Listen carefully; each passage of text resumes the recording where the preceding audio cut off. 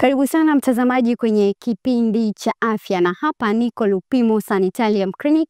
Leo tutaenda kuangazia changamoto mbalimbali. Nikukumbushe tu kwamba Lupimo Sanitarium Clinic wanashughulika na kutibu magonjwa mbalimbali, na leo tutaenda kuangazia zaidi juu ya changamoto ya shinikizo la damu alimaarufu kama pressure. Watu wengi wanaifahamu kama pressure ya kupanda, wengine wanafahamu pressure ya kushuka. Sasa leo tutaenda kujifunza mengi zaidi na Dr. Emmanuel Madila ambaye tutakuwa naye hivi punde. Tutaenda kuangalia ni kina nani ambao wanasumbuliwa hasa na pressure, lakini pia ni vitu gani ambavyo vinasababisha pressure na ni zipi dalili ambazo ukiziona tayari unajua moja kwa moja hiyo ni changamoto ya pressure, aidha ya kupanda au ya kushuka. Ambatana na mimi mwanzo mpaka tamati, utaweza kujifunza mambo mengi sana. Naam, kama nilivyokujuza msikilizaji hapo awali kwamba niko Lupimo Sanitarium Clinic na leo tupo na tabibu Emmanuel Madila yuko hapa. Daktari, karibu sana. Asante sana. Habari za huko? Habari ni njema. Ndio. Bwana, si Lupimo tuko vizuri. Tunaendelea na majukumu kama kawaida.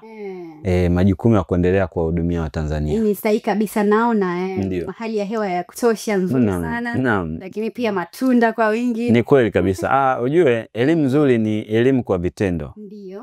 Ndio maana tuna matunda hapa. Ili kusudi tuweze kupeana elimu vizuri. Ni sahihi kabisa. Baada ya kipindi msikilizaji nitakuwakilisha na wewe unaitazama kuweza kupata chochote kitu hapa. Naam. Kama nilivyokuambia kwamba leo tutakuwa tukizungumza au daktari atakuwa akizungumza kuhusiana na wale wote ambao wanasumbuliwa na shinikizo la damu. Na leo tabibu tuko naye hapa atatueleza kiunaga ubaga kabisa ni nini changamoto hii ya pressure, ni kitu gani na inasababishwa na nini, lakini pia dalili zake ni zipi. Daktari, tukianza, pressure ni kitu gani? Tunapoongelea pressure ni ile hali ya kuwa na shinikizo katika mishipa ya damu, ambapo yawezekana shinikizo lile likawa ni la juu au shinikizo likawa ni la chini. Na ndio hapo tunasema kuna pressure ya kupanda na pressure ya kushuka. Endapo kama shinikizo katika mishipa ya damu linakuwa liko juu tofauti na kile kiwango cha kawaida, basi tunasema huyu mtu ana shinikizo la juu la damu. Lakini endapo shinikizo lile katika mishipa ya damu litakuwa liko chini tofauti na kile kiwango cha kawaida, basi tutasema mtu huyu ana shinikizo la chini la damu. Kwa hiyo shinikizo katika mishipa ya damu tunaweza tukasema mgandamizo. Mara nyingi mgandamizo ule huwa unasaidia damu iweze kusafiri.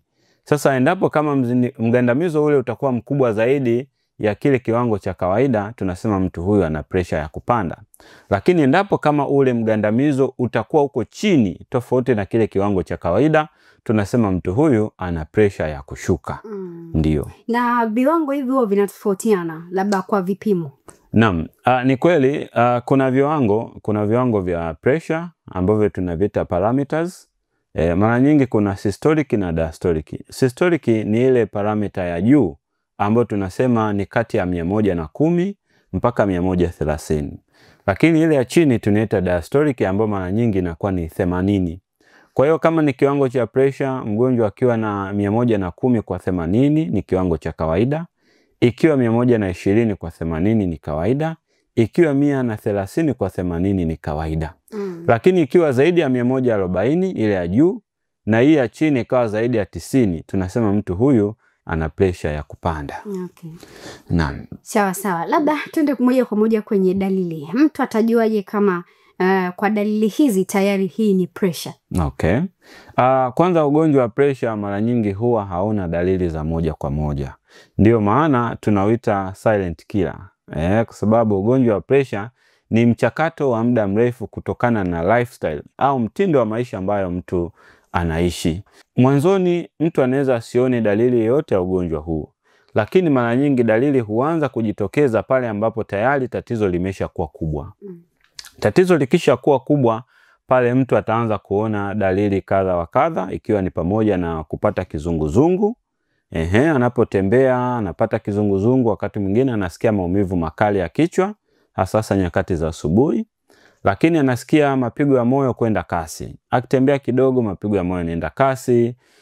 Wakati mwingine anasikia maumivu ya kifua sasa upande wa kushoto. anasikia ganzi maeneo ya miguu, ganzi maeneo ya mikono, uono wake unapungua, anashindwa kuona vitu vikiwa mbali. Kwa hiyo hizo ni dalili ambazo mtu tatizo la pressure linapokuwa ni kubwa, basi mtu anaanza kuona dalili kama hizo. Okay. Ndio. Naam. Sawa. Mtu ana nini sasa ambacho kinapelekea labda na pressure mtu inapanda?